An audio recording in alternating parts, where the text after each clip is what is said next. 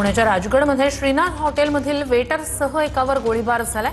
गोळीबारात वेटरसह एक जण गंभीर जखमी झालाय। जखमींवर नसरापूरच्या खासगी रुग्णालयात उपचार सुरू आहेत। मध्यरात्री 4 ते 5 जणांकडून गोळीबार करण्यात आला। यातील आरोपी फरार झालाय। पूर्व वैमनस्यातून गोळीबार केल्याची प्राथमिक माहिती आहे। काल मध्यरात्री पुण्याच्या राजगड तालुक्यातील कोदवडी फाटा येथे 5 ते 6 जणांच्या टोळक्यांनी येत एका हॉटेलवर दहशत माजवत हवेत गोळीबार करत खरं तर या हॉटेल चालक असतील किंवा कामगार असतील यांना मारहाण केल्याची घटना घडलेली आहे।